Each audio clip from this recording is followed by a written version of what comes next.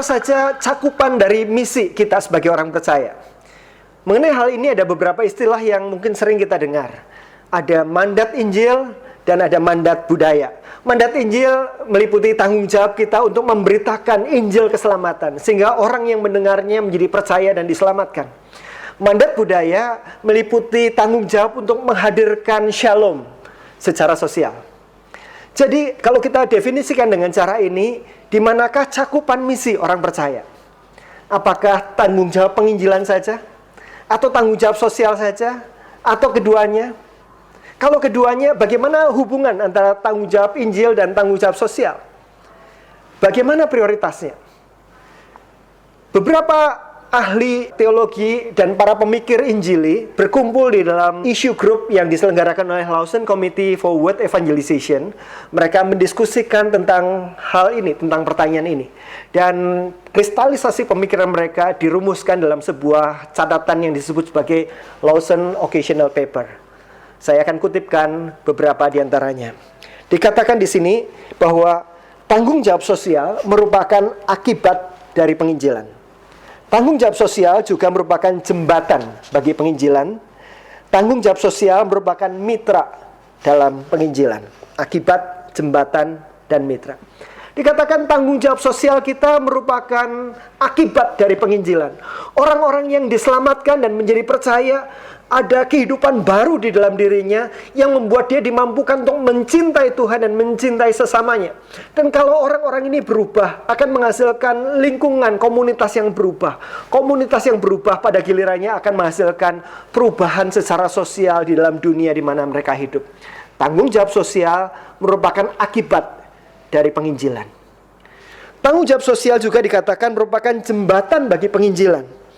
Kehadiran orang-orang Kristen, orang-orang yang menjadi percaya ini, yang setelah mendengar Injil, kemudian mereka bukan hanya hidup bagi dirinya, tetapi mereka hadir menjadi garam yang mengasinkan, menjadi terang yang bercahaya, sehingga bisa menuntun orang, mengarahkan orang untuk mencari sumber yang sejati, keselamatan di dalam Tuhan, dan memuliakan Bapa yang di sorga. Tanggung jawab sosial ini menjadi jembatan bagi berita Injil.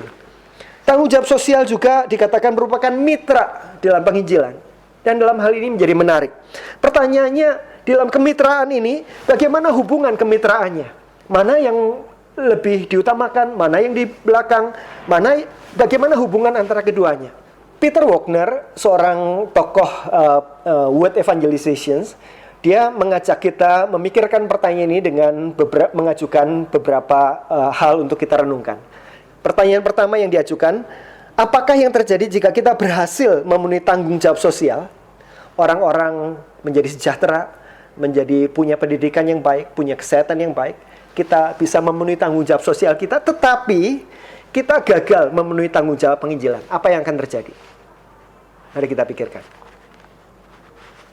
Kedua, apa yang terjadi jika kita berhasil memenuhi tanggung jawab penginjilan?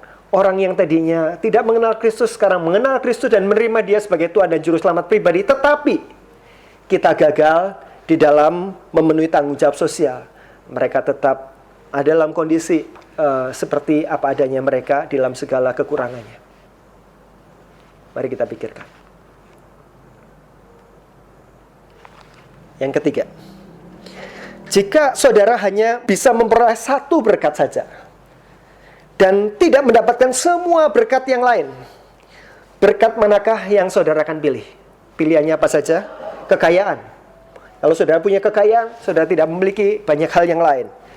Ataukah kehormatan, kepandaian, kesehatan, atau keselamatan?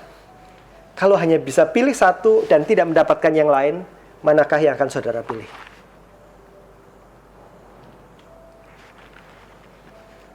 Saudara-saudara sekalian,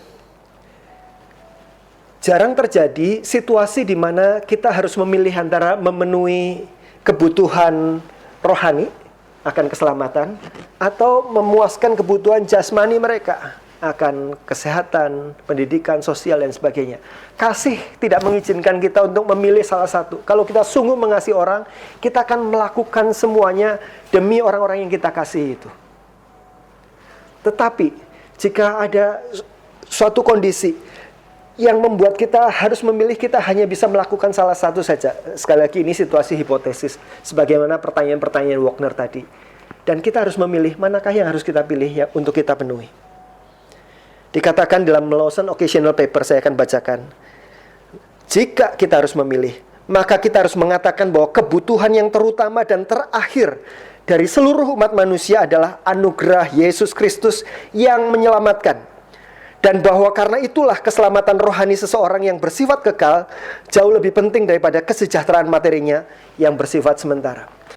Ketika kita memikirkan hal ini, John Stott meneguhkan sekali lagi, dia dikutip di dalam bagian ini dikatakan, adakah sesuatu yang sedemikian merusak martabat manusia sebagaimana keterpisahan dari Allah karena ketidaktahuan dan penolakan terhadap Injil?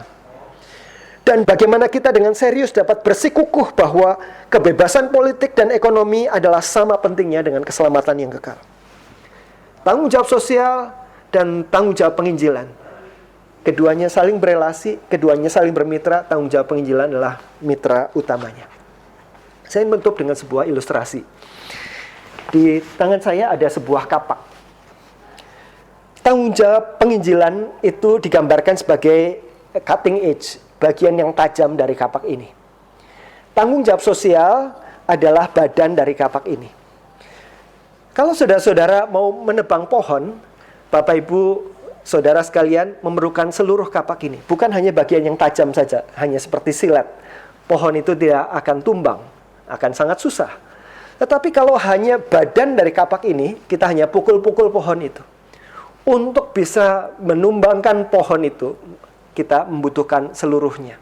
Kita mengayunkan kapak supaya bagian tajamnya terkena dalam segala kekuatan dari seluruh badan kapak ini. Inilah hubungan antara tanggung jawab penginjilan dan tanggung jawab sosial. Kita melakukannya karena kita mengasihi orang-orang yang Tuhan kasihi. Tetapi kita tidak salah menempatkan bahwa tanggung jawab penginjilan menjadi sama dengan tanggung jawab memberikan kesehatan, pendidikan, dan lain-lain. Tanggung jawab penginjilan adalah mitra utama. Itulah cakupan pelayanan misi urban kita.